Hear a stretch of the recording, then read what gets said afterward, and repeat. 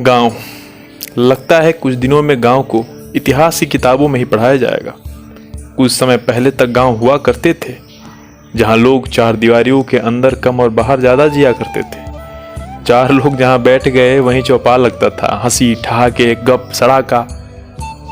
इन्हीं चौपालों पर बैठ के जिंदगी की सुख दुख बांटे जाते थे। गांव में चाहे घर जितने भी हो, पर दिल सबके एक होते थे। न आंगन में दीवार हुआ करती थी, न मन में कोई चोर पर्दा। सुख में सब साझे होते तो दुख में सब एक हो जाते। किसी एक के घर में लड़के की शादी होती तो पूरा गांव सज धज के तैयार होता, मानो वही समधी है। पर किसी एक की बिटिया विदा होती, पूरा गांव सुन्न हो जाता था। लगता था पूरे गांव की बिटिया विदा हो गई है। बुजुर्ग सारे गांव के बच्चों के चाचा बाबा होते थे। महिलाएं सबकी चाची दादी और बड़ी माँ होती थी। बच्चों को सबसे प्यार मिलता था तो सारे बुजुर्गों को हर बच्चे को हर समय सुधारने का अधिकार भी होता था। बच्चों और बुजुर्गों से याद आया, गांव में मेले लगे करते थे। अभी दशहरे के मेले आने वाले हैं। इन मेलों का अपना ही आनंद हुआ करता था। मेले के बारे में ज़्यादा क्या बताऊं। प्रेमचंद्र की ईदगाह और फणीश्वरनाथ रेणु की लाल पान की बेगम ने इन मेलों को कालजयी बना दिया है। ये मेले अमर हो गए हैं किताबों में पढ़ पढ़ के।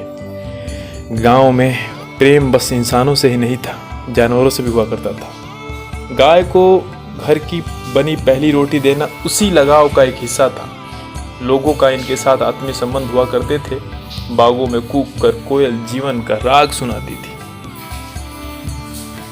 तो कौवे आने वाले परदेसी की खबर दिया करते थे। बहने वाली हवा जीवन संगीत सुनाती तो बरसने वाले बादल धरती के साथ लोगों की आत्मा को भी हरा भरा कर देते थे। ऐसे ही नहीं कहा जाता था कि भारत की आत्मा गांव में बसती है।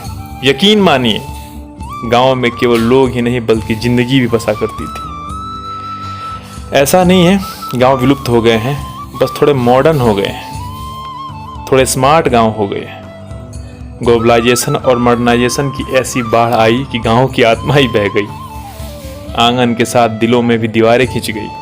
व्हाट्सएप और फेसबुक में लोग ऐसे खोए कि गांव की चौपाल ही भूल गए। प्रेम, भाईचारा, दोस्ती, यारी सब पक्के मकानों में दफन होकर रह गए। इंटरनेट और मोबाइल के रास्ते से गांव में उतरा शहरी जहर मेरा गांव खा गया साहब। अब तो बस कहने को बाकी रह गया है। एक गांव था मेरा, जहां जिंदगी रहा करती थी।